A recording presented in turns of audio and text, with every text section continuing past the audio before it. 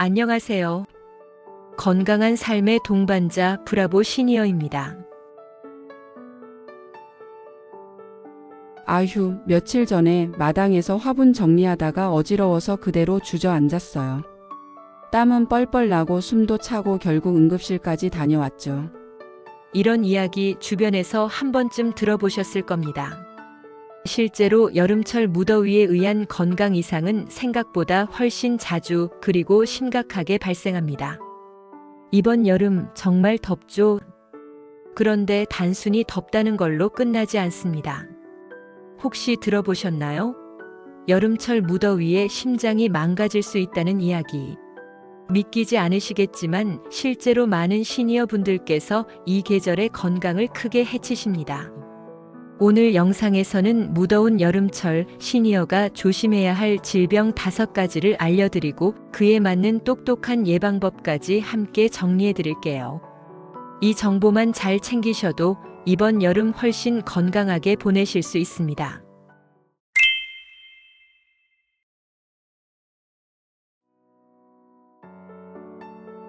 가장 먼저 알아볼 질병은 열사병과 일사병입니다. 이 둘은 이름은 비슷하지만 조금 다릅니다. 열사병은 체온 조절 기능이 마비되어 40도 이상 고열과 의식 저하를 유발하는 아주 위험한 증상입니다. 일사병은 탈수로 인해 체내 전해질 균형이 무너지며 근육 경련이나 두통, 구토가 발생하죠. 문제는 시니어의 경우 땀 분비량과 체온 조절 능력이 떨어지기 때문에 젊은 사람보다 훨씬 더 쉽게 열사병이나 일사병에 걸릴 수 있다는 점입니다. 특히 심장질환이나 당뇨, 고혈압 등 만성질환을 앓고 계신 분이라면 이러한 급격한 체온 상승이 더 치명적으로 작용할 수 있습니다. 예방 방법은 어렵지 않습니다. 오전 11시부터 오후 3시까지는 외출을 자제하고 실내에서도 꼭 물을 자주 마셔주세요. 외출할 땐 책 넓은 모자나 양산을 쓰시고 얇고 밝은 색 옷을 입는 것도 좋습니다.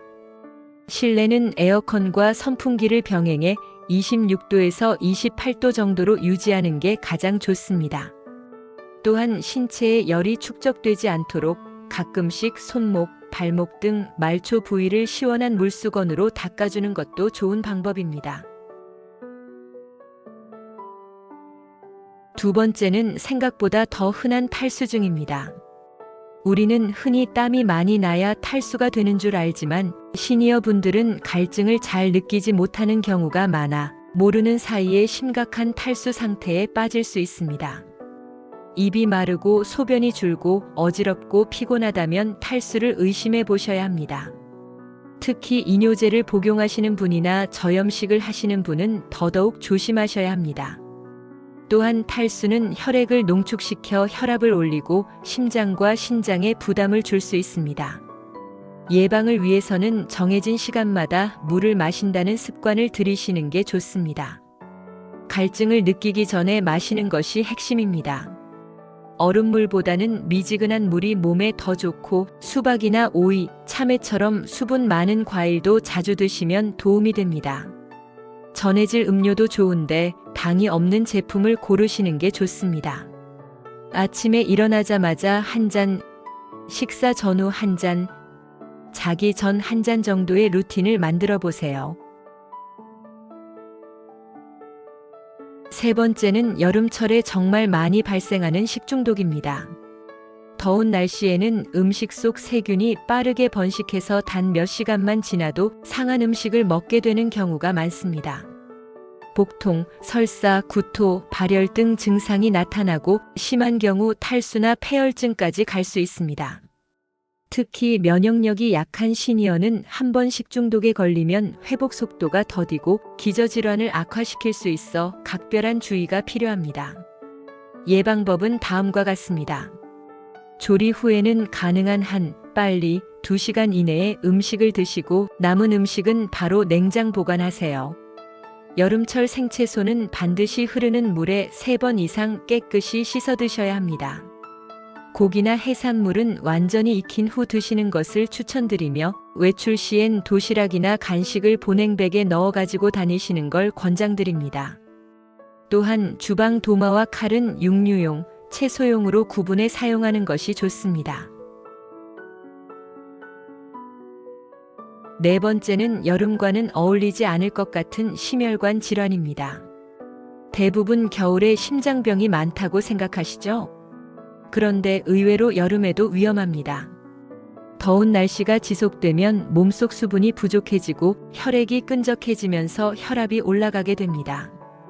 그 결과 심장이나 뇌혈관에 부담이 생기고 심하면 심근경색이나 뇌졸중으로 이어질 수 있습니다. 갑작스러운 냉방은 혈관을 수축시키기 때문에 매우 위험합니다. 선풍기를 직접 쐬는 것은 피하시고 실내외 온도 차이를 5도 이하로 유지해 주세요.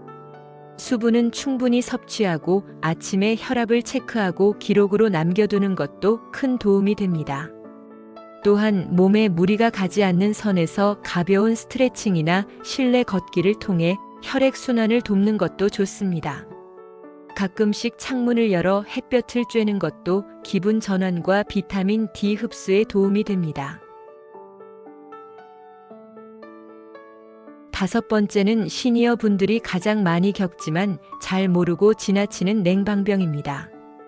여름철 내내 에어컨 바람에 노출되면 두통, 몸살 기운, 콧물, 소화불량 등 감기 비슷한 증상이 나타납니다.